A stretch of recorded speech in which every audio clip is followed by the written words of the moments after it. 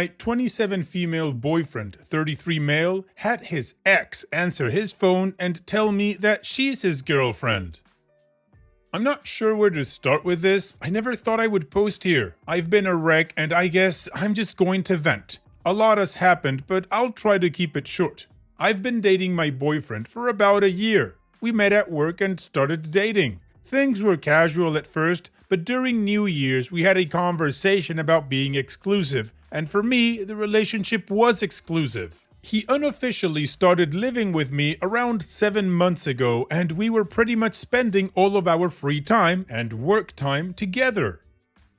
Fast forward to now. We spent the entire weekend with his friends and family. On Sunday, we went out with his friends and were having a great time. We left the bars with a couple of his friends, and during the drive, one of the girls there gave him a pill and he took it. This made me uncomfortable because he didn't know what that pill was before taking it. His friend said she wasn't sure what kind of pill it was, and right now he is on antibiotics.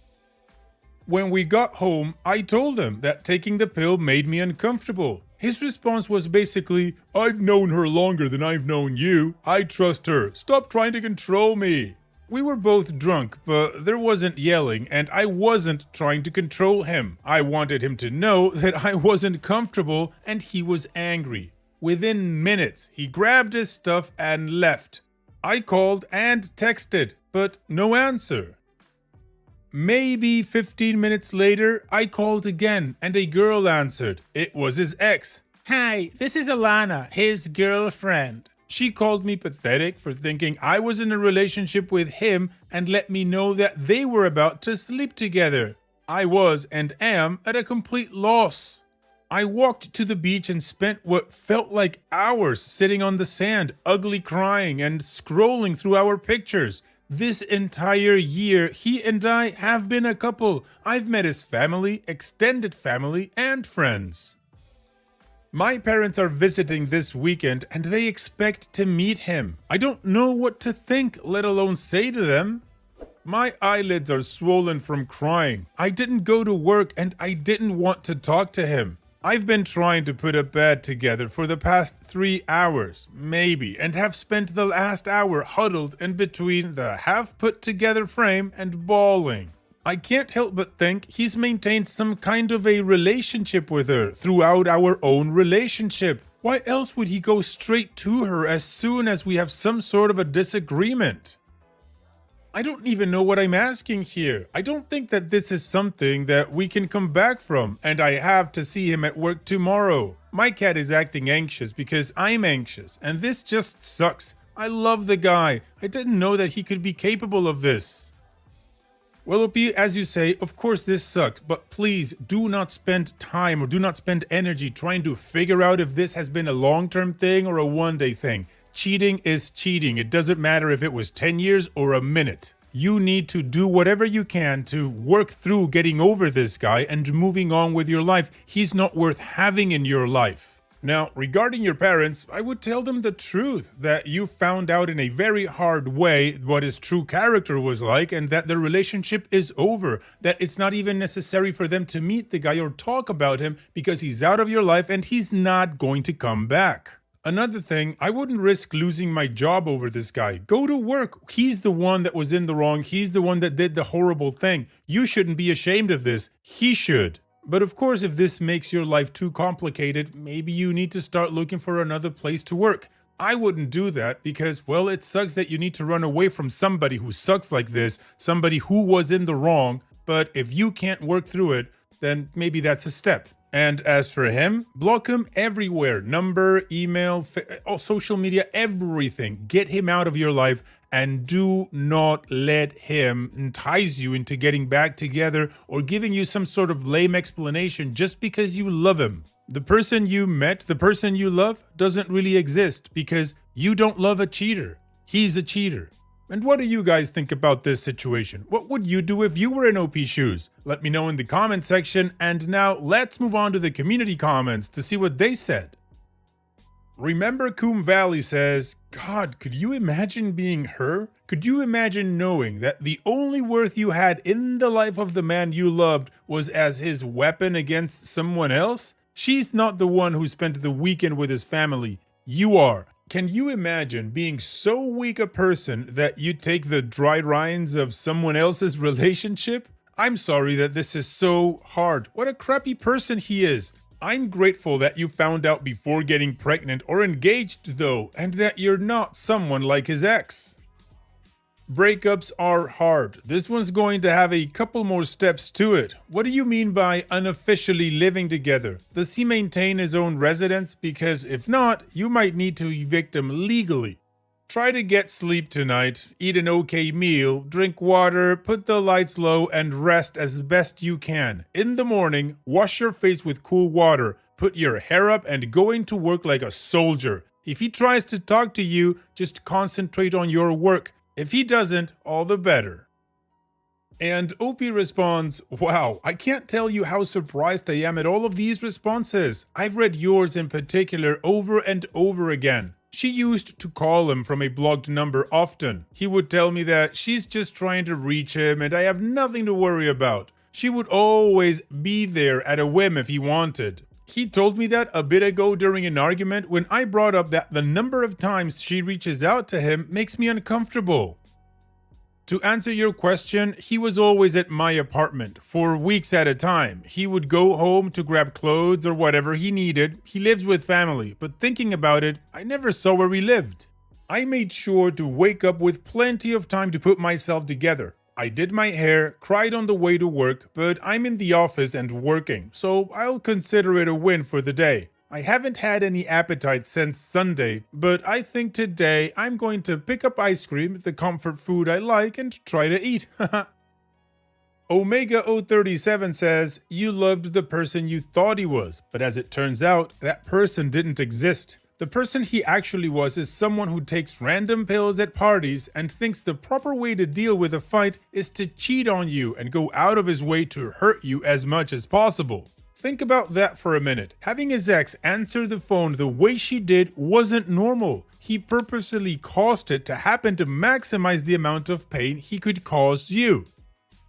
Knowing that, is he really someone you would want to be friends with, much less date? Is he really worth being this upset over? I know it still hurts, but in the long term, I think you are going to be relieved that this happened and wish you had known who he was sooner so that you didn't waste so much time with him.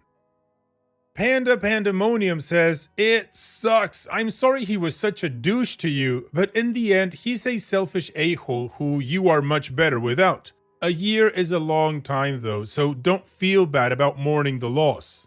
He's not the guy you thought he was, so in a way, you're not mourning him, but the man you thought he was. Do whatever you need to do to get through the emotional roller coaster of letting go and moving on. Cry as much as you need to, hibernate under the duvet with ice cream, or go out partying with your girlfriends and have a rebound kiss with a hot stranger, whatever it takes.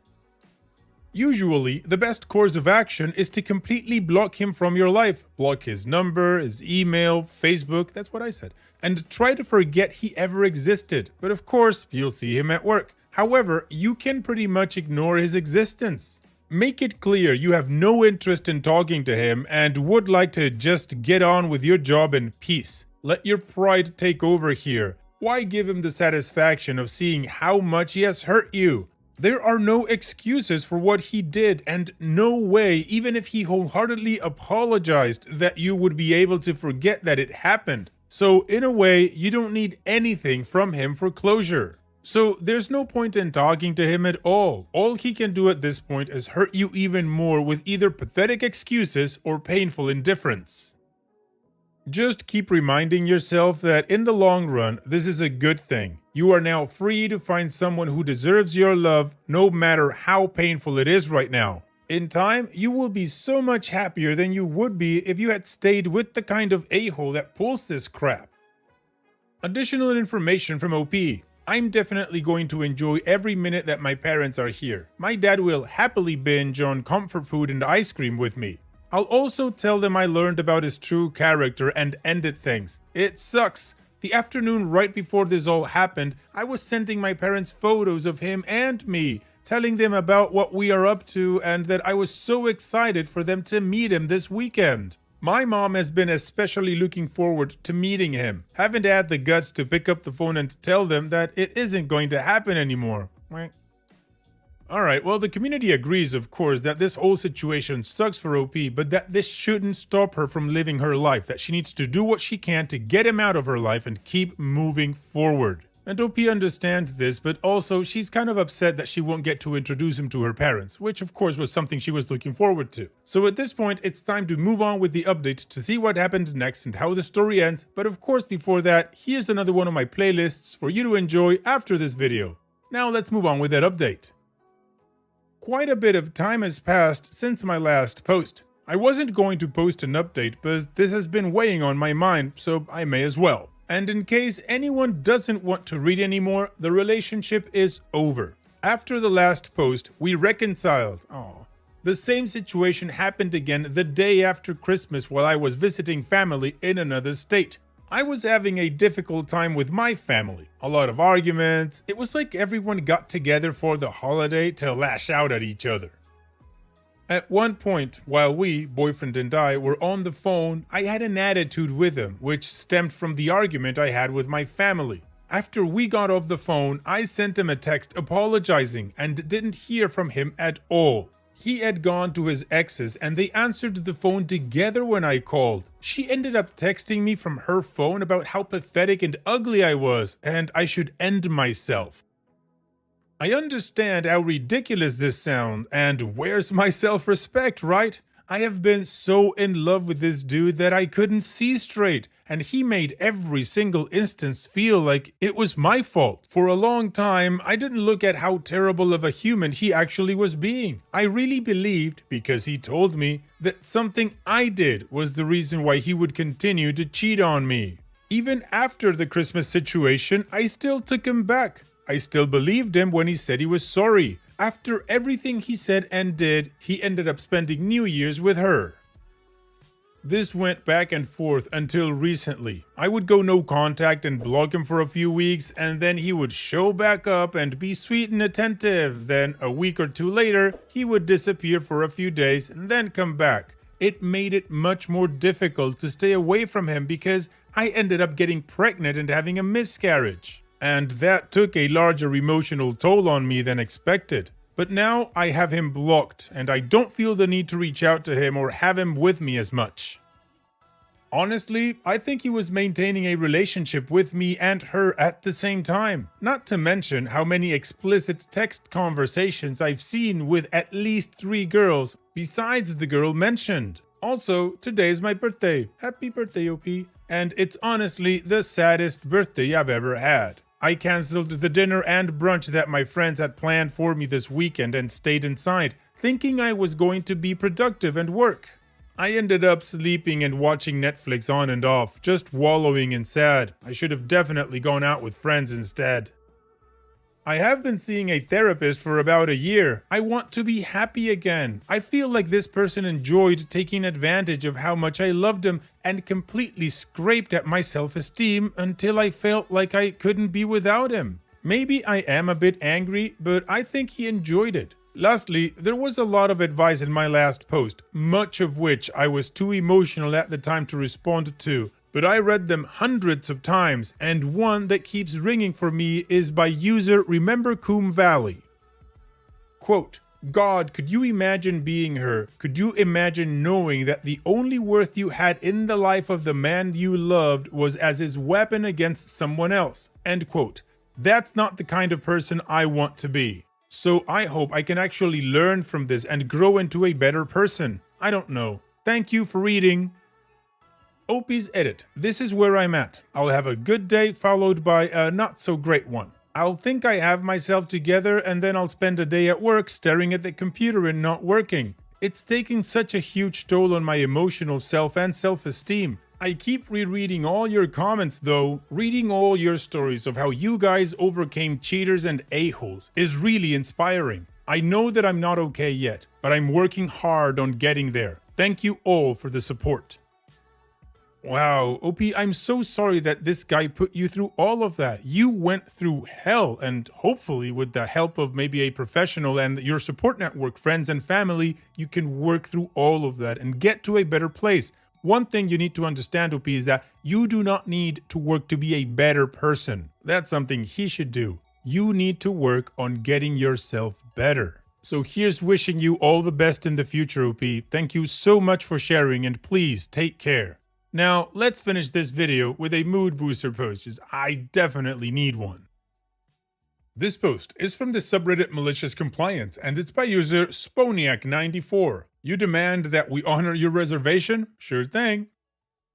A few years back, I worked at one of the big car rentals in a rather small city in Germany. We had two offices, one in the outskirts with quite a sizable lot and a very small one at the train station. 4 official parking spots in front of the office and about 6 parking spots at the other end of the train station at the staff parking lot. We used to not get into trouble for using parking spots we didn't pay for. That was a bit of a prestige thing because it enabled us to serve our business customers right when they got off the train. Both offices worked closely together, even sharing a vehicle pool within the booking software, and we were expected to move the cars around accordingly.